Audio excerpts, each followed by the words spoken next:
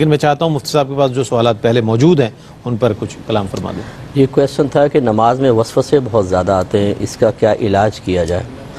دیکھیں، پہلی بات تو یہ کہ وسوسے آنا یہ برا نہیں ہوتا، کیونکہ ایک شیطان اللہ نے مقرر کیا ہے جس کی ڈیوٹی یہ ہے کہ وہ وسوسے ڈالے گا اور بطور آزمائش، تو آنا تو برا نہیں ہے۔ اس کی وجہ سے ڈسہارٹ ہو کے نماز چھوڑ دینا یا یہ سوچنا ہے شاید نماز کا ثواب ہی نہیں ملے گا، اتنے وسوسے آتے ہیں، ایسا نہیں ہونا چاہیے۔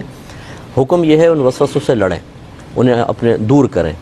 جب نماز پڑھنے کھڑے ہوں تو اپنی بائیں جانب اعوذ باللہ من الشیطان الرجیم پڑھ کر 3 مرتبہ تھو تھو تھو کریں، اور نیت یہ کرے کہ میں شیطان کے منہ پہ تھوکتا ہوں، تو یہ ایک برکت حدیث میں آیا، تو اس سے شیطان پیچھے ہٹتا ہے۔ پھر پوری نماز میں اس مقام پر نگاہ رکھیں جہاں مختلف ارکان میں نگاہ رکھنا مستحب ہے، مثلا قیام میں سجدے کی جگہ، رکوع میں پاؤں کی پشت پر، جب سجدے میں جائیں تو ناک کی نوک کو دیکھیں، اور سلام پھرے تو دونوں کندھوں کو، اتحیات میں بیٹھے ہیں تو گود میں۔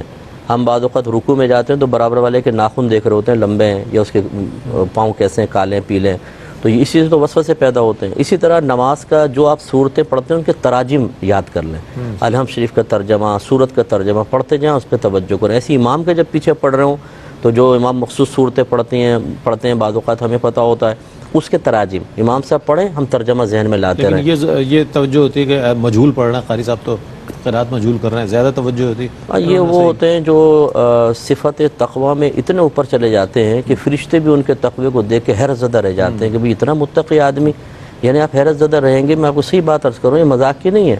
ایک مسجد تھی، اس کے دروازہ یوں تھا، سامنے کھڑکی تھی، میں آیا تھوڑا لیٹ ہوا تھا جماعت میں، کافی پہلے کی بات، اس سب سجدے میں ایک آدمی سجدے سے اٹھ کے امام کے پاؤں دیکھ رہا تھا کہ لگے کہ نہیں لگے، حالت نواز۔ اس کا مطلب ہے نیت کر کے نہیں کھڑا ہوا تھا، یوں کھڑا ہو گیا تھا ڈرامہ کر کے، اور پھر رکوع سجود بھی کر رہا ہے۔ اب یہ قطع صف جو مکروہ تحریمی ہے، اپنا عیب نظر نہیں آ رہا، امام کے پیر دیکھ رہا ہے کہ صحیح لگ رہے ہیں کہ نہیں لگ رہے، یہ